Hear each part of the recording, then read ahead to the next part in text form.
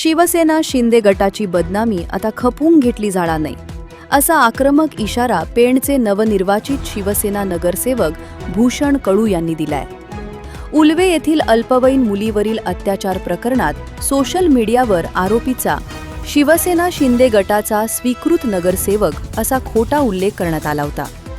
या चुकीच्या बातमीमुळे पक्षाची प्रतिमा मलिन करण्याचा प्रयत्न झाल्याचा आरोप कडू यांनी केलाय.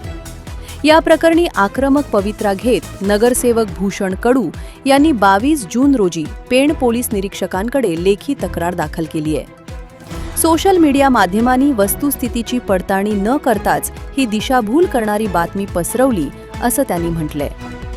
संबंधित पत्रकार, संपादक आणि मालकांवर BNS आणि IT कायद्यानुसार गुन्हा दाखल करण्याची मागणी त्यांनी केली असून पोलिसांना स्क्रीनशॉटसह पुरावेही सादर केले आहेत.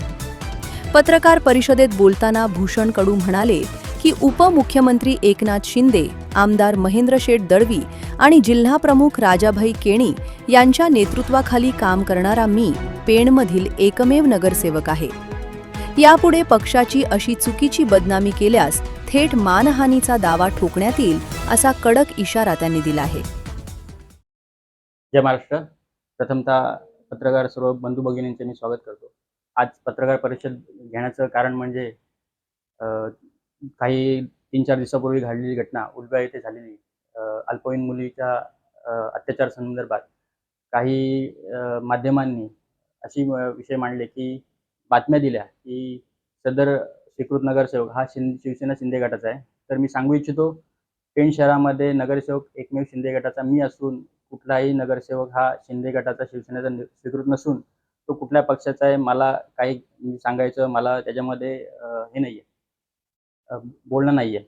परंतु या संदर्भात आमचे आदरणीय पक्षप्रमुख उपमुख्यमंत्री विद्यमान उपमुख्यमंत्री एकनाथजी शिंदे साहेब तथा आमचे नेते आमदार महेंद्र शेठ दळवी आणि मोठे बंधू रायगड जिल्हा प्रमुख राजाभाई केणी यांच्या वाढत्या जनदानामुळे विरोधक हे आमची प्रतिमा, आमच्या पक्षाची प्रतिमा कशी मलिन होईल हे बघण्याचा प्रयत्न चालू आहे.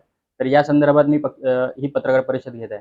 यामध्ये याच्यापुढे जर काही अशी घटना घडली, मी कालच पेण पोलीस स्टेशनला अर्ज दिलेला आहे की संदर्भात ज्या माध्यमांनी ही बातमी खोटी लावलेली आहे त्यांच्या संदर्भात आता यापुढे जर ही बातमी अशी त्यांनी परत लावली तर मी ह्याच्यावरती अब्रू नुकसानीचा दावा ठोकणार आहे व याच्यावरती पुढील कारवाई करणार आहे. जनोदय करिता विनायक पाटील, पेण.